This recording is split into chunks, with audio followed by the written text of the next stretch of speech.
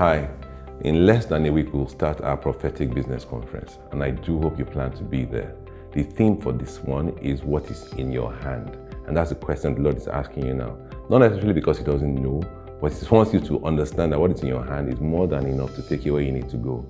You know, when Jonathan is Saul's son, when he was going against a garrison of Philistines, he told his servant, he said, the Lord can win the battle, whether with an army of many or with a few, and just him and his servant. The Bible tells us that he destroyed an entire garrison of Philistines. So the question the Lord is asking, what is in your hand?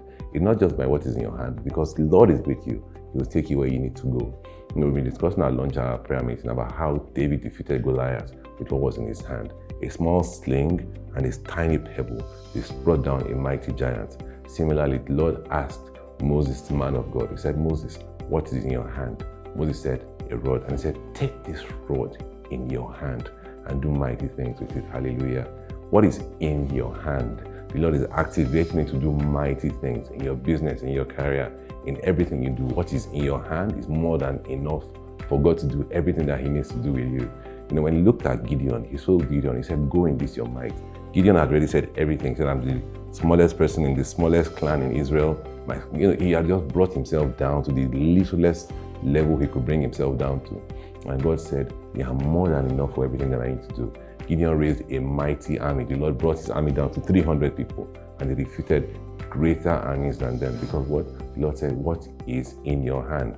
So much more about what the Lord is saying, but the whole idea is this: there's an activation going on. What is in your hand?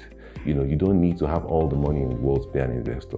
You don't need to have all the contacts in the world. I could tell you my own story about how when I started my business, I started in my sitting room. I started in my sitting room with half a computer. And the only person I had as a staff was not really a staff, but it was someone that I had, a friend of mine from my home fellowship. And we started, the first job we got was with a multinational bank in Nigeria. What is in your hand? Everything that you have in your hand is more than enough for God to take you where you need to go to. You're thinking, I don't have the connections, I didn't go to the right school. God doesn't need all that. What is in your hand? So come, join us, we explore what is in your hand. We activate what is in your hand, no matter what it is, no matter how you feel about it. If God can take a stick and defeat an entire nation, He brought down the entire nation of Israel with one stick. That rod wasn't anything special. It was a shepherd's rod that Moses used to kick his sheep around in the bushes. And the Lord said, what is in your hand? He said, take this rod in your hand and do mighty miracles.